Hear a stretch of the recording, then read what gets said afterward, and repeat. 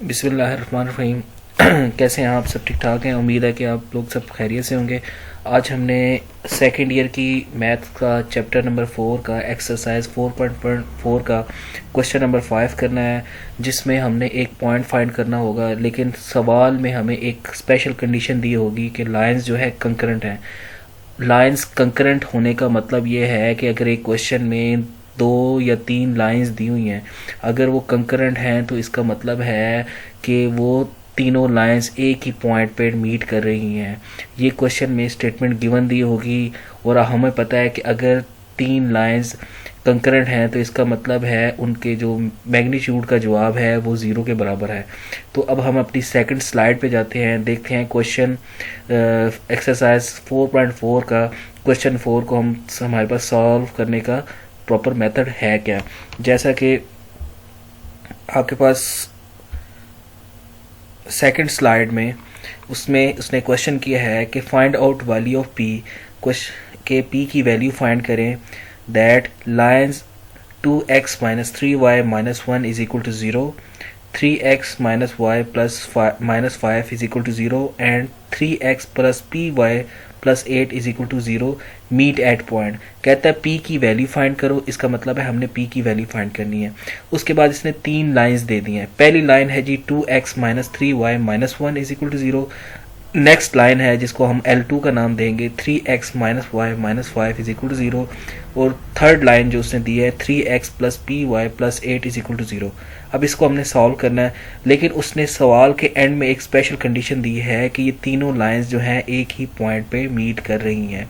और अगर तीनों लाइंस एक ही लाइन पे पॉइंट पे मीट कर रही हों, एक ही पॉइंट पे मिल रही हों, तो ऐसी कंडीशन को कहते हैं कंकरेंट कंडीशंस। और दूसरे अल्फाज में हम कह सकते हैं ये लाइन जो हैं वो कंकरेंट हैं। अब हम अपनी तीसरी स्लाइड पे जाते हैं। यहाँ पे हमने सपोज कर लिया है कि हमारे पास ये जो क्वेश्चन में 3 लाइंस दी हुई थी, हमने इनको कोई नाम दे दिया है। पहली इक्वेशन को हमने L1 का नाम दे दिया, दूसरी इक्वेशन को हमने L2 का नाम दे दिया, तीसरी इक्वेशन को हमने L3 का नाम दे दिया। अब क्वेश्चन की स्टेटमेंट के मुताबिक उसने ऑलरेडी हमें बता दिया है कि तीनों लाइंस जो हैं वो एक ही पॉइंट पे मीट करती हैं। इसका मतलब है ये लाइंस जो हैं वो कंकरेंट है। अगर ये लाइंस कंकरेंट है तो इनका जो मैग्नीट्यूड का जवाब है वो इन लाइंस के जो मैग्नीट्यूड का जवाब है वो 0 के बराबर है। स्लाइड 4 पे अगर हम देखें तो हमारे पास L1 लाइन में x का जो कोफिशिएंट है वो 2 है, y का कोफिशिएंट जो है -3 है, और बाकी जो कोफिशिएंट बच गया -1 वो लिख दिया हमने। फिर इसी तरह L2 में हमारे पास x का कोफिशिएंट 3 है, y का कोफिशिएंट हमारे पास -1 है, बाकी जो कांस्टेंट बच गया वो -5। फिर L3 में x का कोफिशिएंट आपके पास 3 है, y का कोफिशिएंट p है, और बाकी कांस्टेंट जो L3 का जो कोफिशिएंट है वो 8 है। हमने इसको अब एक्सपेंड करना है। एक्सपेंड कैसे करेंगे? आप देख रहे हैं कि ये हमने इसको रो 1 से एक्सपेंड किया। फर्स्ट रो और फर्स्ट कॉलम का जो पहला एलिमेंट है वो 2 है। फर्स्ट रो और फर्स्ट कॉलम के पहले एलिमेंट को छोड़ने के बाद हमारे पास जो मैट्रिक्स आता है उसको हमने मल्टीप्लाई किया है। 8 को मैंने -1 के साथ मल्टीप्लाई किया, और उसके बाद माइनस फार्मूले का फिर 5 को मैंने -5 को p के साथ मल्टीप्लाई किया। यानी हमने यहाँ पे ये जो नॉर्मली मैट्रिसेस को एक्सपेंड करने का वे है वो मैंने एक्सप्लेन किया हुआ है।